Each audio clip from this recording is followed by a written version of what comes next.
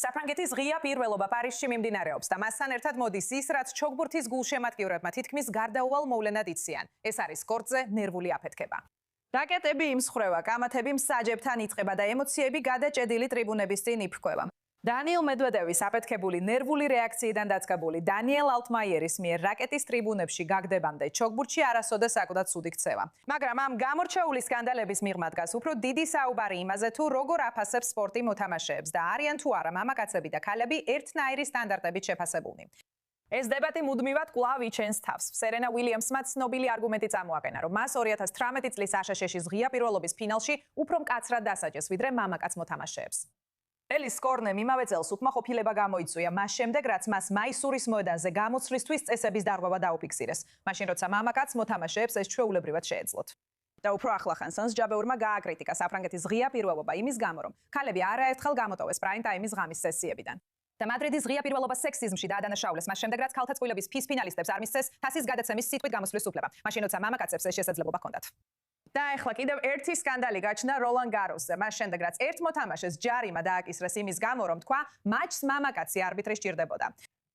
ახლა ჩვენთან ერთად არის დოქტორი სოფია სოლომონი, ბენ-გურიონის უნივერსიტეტის სპორტული დიპლომატიის ცენტრის მკვლევარი. თქვენ ფიქრობთ, რომ ჯერ კიდევ არსებობს ორმაგი სტანდარტი იმაში, თუ როგორ ისჯებიან ან როგორ წარმოჩინდებიან მამაკაცები და ქალები კორტზე გაბრაზებისთვის ჩოგბურთში? ცხადია და ეს მხოლოდ ჩოგბურთში არ არის, ანუ ეს ასევე უკავშირდება თქვენს წინა თემას, სადაც რატომღაც მამაკაცებს შეუძლიათ გამოხატონ უფრო მაღალი დონე აგრესიის ან აფეთქების, მაგრამ ქალებს უბრალოდ არ შეუძლიათ. და გულწრფელად რო ვთქვა, ეს კიდევ უფრო აბსურდულია. როცა ვფიქრობთ გენდერულ მიკერძოებაზე, ვფიქრობთ ფემინისტურ ბრძოლაზე, ქალებს ყოველთვის უფრო ემოციურებად მიიჩნევენ. ან ისეთებად, ვისაც არ შეუძლია ემოციების კონტროლი. და აქ ხედავთ, რომ არა მხოლოდ შეუძლიათ ემოციების კონტროლი, არამედ როცა ამას არ აკეთებენ, გეთებენ ზუსტად ისე როგორც კაცები, მაინც არ ექცევიან თანაბრად. როგორ ფიქრობთ, რატომ აღიქმება მამაკაცების აფეთქებები ხშირად როგორც ვნება ან კონკურენტუნარიანობა? მაშინ როცა მსგავსი ქცევა ქალების შემთხვევაში უფრო ხშირად ემოციურ ან არაპროფესიონალურ ქცევად მიიჩნევა. როგორც უკვე ვთქვი, სპორტში გენდერული სტერეოტიპები არსებობს თუნდაც აკადემიურ სამყაროში. გულისხმობ იმას, რომ ჩვენს კვლევით სფეროში ყოველთვის შეიძლება იპოვოს შედარება ქალი და მამაკაცი მეცნიერებს შორის. მაგრამ ეს მხოლოდ ამით არ შემოიფარგლება. სპორტი ზოგადად უნდა გვახსოვდეს, რომ ის ორი შეიძლება ითქვას ურთიერთსაპირისპირო პოლუსის კონტინუუმში მოძრაობს. ერთი არის რაციონალიზმი, მაღალი სტანდარტები, რომლებსაც პროფესიონალიზმის მაღალი სტანდარტების მიხედვით მიხვებით და თამაში უნდა შევინარჩუნოთ როგორც რაღაც, რასაც შეიძლება რაოდენობრივად შევაფასოთ, ამიტომ ჩვენი ქცევაც უნდა შევინარჩუნოთ შესაბამის დონეზე და მეორე მხარეა ზედმეტად ემოციური ყოფნა.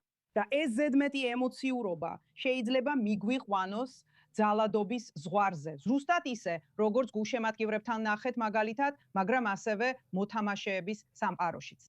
როდესაც სპორტში ძალადობაზე ვსაუბრობთ ზოგადად, ის ყოველთვის ჩნდება თანამედროვე თამაშის დასაწყისიდანვე, სინამდვილეში თვითონ მოთამაშეებისგან და არა გულშემატკივრებისგან.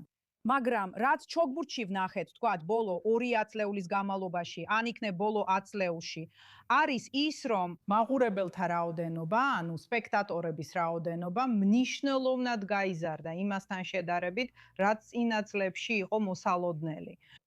ამიტომ და თუ მე ვგულისხმობ, თქვენ გესმით, რომ საფრანგეთის ღია პირველობას გულისხმობ. ამიტომ ამ ხუთშაბათს საფრანგეთის ღია პირველობაზე ერთ-ერთმა მოთამაშემ, დანიელ ვალეჩიომ, რომელმაც თქვა, რომ საჯი უნდა იყოს კაცი და არა ქალი, ასევე მოგცა მაგალითი, რადგან მან ეს დააბრალა ძალიან მომთხოვნ მაყურებელს. ასე უწოდა მან.